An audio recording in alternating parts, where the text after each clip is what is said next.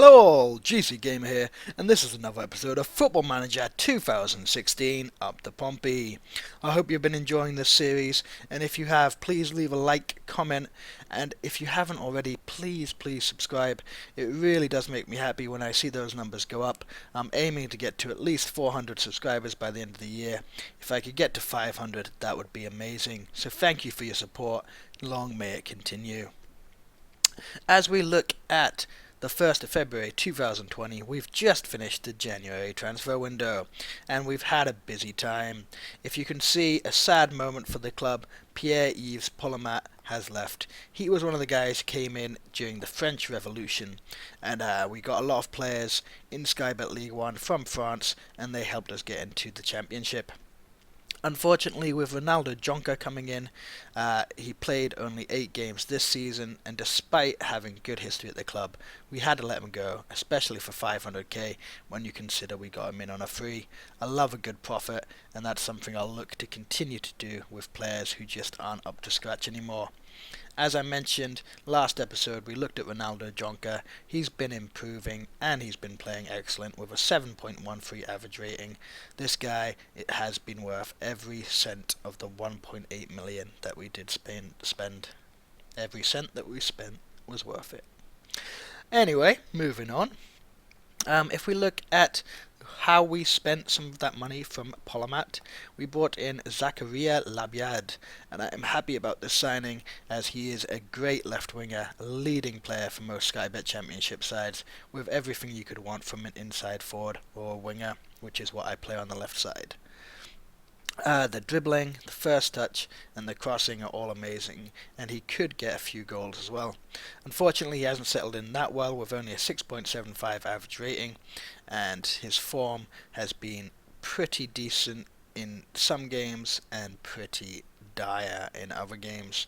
So hopefully he can get used to the club and do a little bit better. Apart from Labyad, we also got in a few signings who are for the future. Maxime Pelican, a striker right now who is our third choice, but really isn't very good for the championship. Could be a good player for the future. For only 30k, which is what we spent on him, it's not really a bad signing, and if it doesn't go that well, it's not the end of the world, is it? Delator. This guy was a big signing for us, and he came in and straight away scored 2 goals on his debut. Hasn't scored since, but again, if we look at his form, he's been playing okay, and he gives good competition for Sia Bachu, who's our American striker we got in earlier in the season. He's just as good as Sia Bachu in terms of how my coach is rating. Leading player for Sky Bet Championship, and to see he's already worth 2.8 million makes me excited. He's already got caps for Portugal. Really, it was a steal to get him so cheap, and hopefully long may he be at Portsmouth FC, and long may he continue to score goals. Chico and Cornell are both players who I got in who need work permits. I've sent them straight out on loan, and hopefully in the future they'll be able to get work permits and be good players for the club, because as you can see, the potential, especially with Cornell, is pretty high. Potential to be a Premier Division midfielder. Vazinga comes in on loan. He's a right winger who could give good competition for Pritchard. Got him on basically not paying any loan wages or anything, as well as Kayembe, who can give the midfield a little bit of competition there as well. Lucas Demai won't probably get any game time, but he's a backup in midfield. And then we've got Andre Radu, who came in as a backup goalkeeper. Now the reason he came in as a backup goalkeeper is I got rid of Michael Crow, who's now at Scunthorpe, sold him for 11k. I got him on a free. I've also loaned him out in the past where he's got where we've got money for him. So even though I've been paying his wages for a few years and he hasn't really done much for the club, I just wanted to get him off the books, to be honest. Talking about players that I wanted to get off the books, in Durham, Sakai, Coronel and Chico, those 2 players I just got without work permits, all of them have left on loan because they're players who have more chance of being good players for the club a little bit in the future and weren't getting game time right now. We also let Sean Murray go out on loan. One of the reasons why is, as I mentioned, Kayimbe came in, and also, where is he? Dumai came in on loan, so they already were cover for centre midfield, and I could therefore let Sean Murray go. He hadn't started a game this season, come on 15 times off the bench, and he only had one goal, so he wasn't really performing to the standard I wanted. Tomori, Traore, Sebatayo, my other goalkeeper, and Heffernan all went out on loans, where I'm getting a little bit of money per month to let them go. Whereas all the loans I have, all of these players earning 0 per week. I'm not paying their wages, so it's kind of good because really they're around the club as backup or maybe as first team in some cases, but we're not paying anything for them. So it's nice to see that, and it's nice to see that I feel like each year our squad's getting slightly stronger, and we're able to let people out on loan, to let them develop, and all of that kind of stuff. But the big question is, how are we doing in the Sky Bet Championship? Last time we talked, we were 19th in the league, and if you look now, we are 15th. So luckily, we have improved a little bit. If we look at our form, last time we were down here in 19th, and we've improved since then. We got up to the lofty heights of 9th before our form started to drop again. So if you look at our schedule, you can see that in the fixtures. Funny thing is, last time we had an episode, I was complaining that Kobo wasn't quite performing up to scratch, and then he comes in next game, gets a goal for the 2-1 win against Yeovil. Then we win against Blackburn, and then we have an absolute rout of Brentford, and Joe Kobo scores again. So he's been performing better since then. Still not to the standard I once hoped for Joe Kobo, but you know, we love him anyway.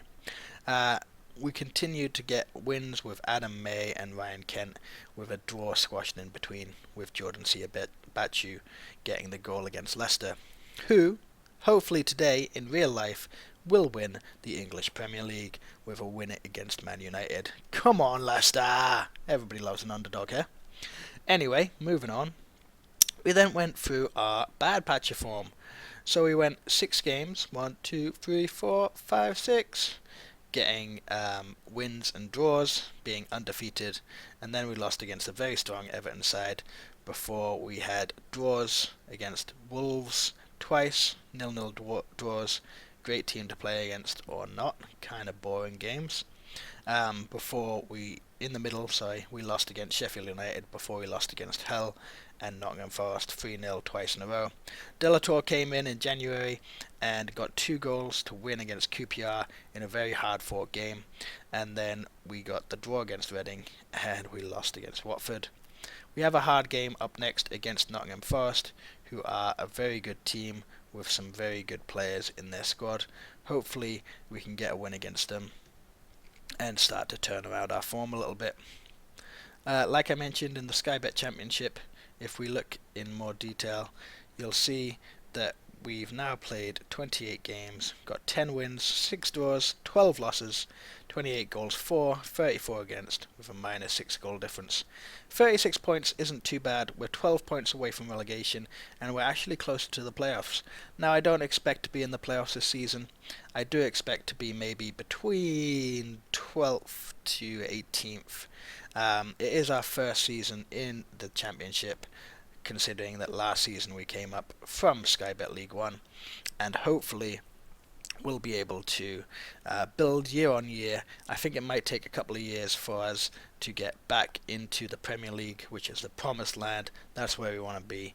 But if we continue to improve our squad year on year, hopefully we can also continue to improve our league positions. And then in the next few years, hopefully we can be challenging the playoffs or the promotion spots to get into the Premier League. So, talking about all those transfers and the Premier League and the promised land, one thing that Portsmouth didn't do so well in real life was manage their finances. So how am I doing?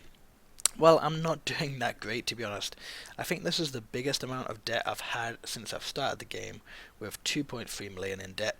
But I don't expect to be that much in debt by the end of the season. We just spent quite a bit of money. And if we look at our projection, is that by the end of the season, no, that's wrong. That can't be right. No. Financial fair play. See, they expect us to make a profit of 3.7 million. Oh, but ugh. Anyway, we might have some problems, but really, after I sell a few players, I don't think we'll be that bad in debt. Hopefully, and if we are, I'll just have to sell a few more players. What can I say?